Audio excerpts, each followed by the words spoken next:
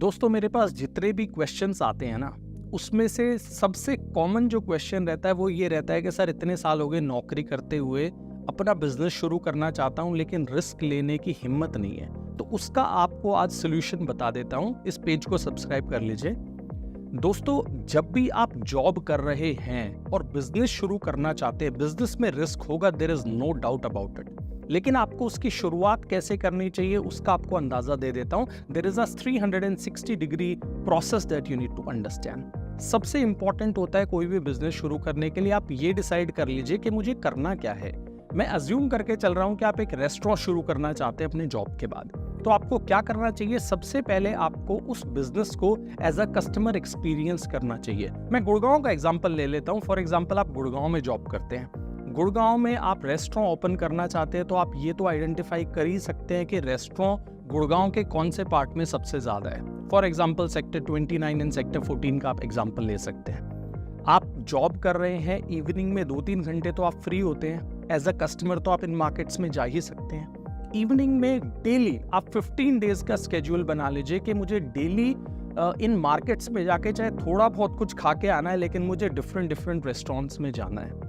जब आप डेली इन रेस्टोरेंट्स में जाओगे, बहुत ज्यादा पैसा मत खर्च करो, लेकिन आप डिफरेंट डिशेस को ट्राई करोगे, आप डिफरेंट रेस्टोरेंट्स में जाओगे, आपको पता लगेगा ये कौन क्या बेच रहा है, किस रेट में बेच रहा है, किसके पास कितने कस्टमर्स आ रहे हैं, किसके पास कितना स्टाफ है। आप उस बिजनेस को एज अ कस्टमर एक्सपीरियंस करेंगे। स्टेप 2, जब आप उसको एज अ कस्टमर एक्सपीरियंस कर चुके हैं, उसके बाद आपको एज एन एम्प्लॉय उसको एक्सपीरियंस करना है। शाम का आपके पास 2-3 घंटे रहता है, सैटरडे संडे या फॉर एग्जांपल संडे रहता है, उसमें कहीं भी पार्ट टाइम का थोड़ा सा टाइम देके जॉब कीजिए कुछ दिनों के लिए। प्रेस्टीज से थोड़ा बहुत समझौता करना पड़ेगा अगर पैसे नहीं गंवाने हैं तो। किसी भी रेस्टोरेंट में अकाउंटेंट की जॉब, कैशियर की जॉब, किसी भी तरह की पार्ट टाइम जॉब देख लीजिए।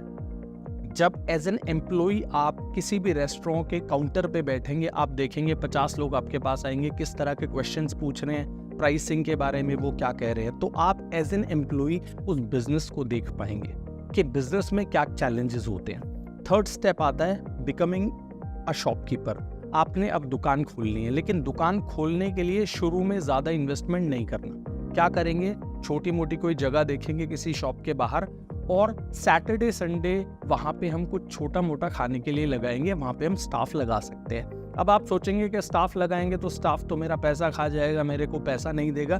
इनिशियली बहुत ज्यादा कमाने की ना सोचे, एक्सपीरियंस की सोचे। आजकल बहुत सारे मेथड्स हैं चोरी को रोकने के लिए। फॉर एग्जांपल छोटे छोटे कैमरे आते हैं, जस्ट सिम कार्ड लगा होता है, आप उससे ट्रैक कर सकते हैं एम्प्लॉय क्या कर रहा है।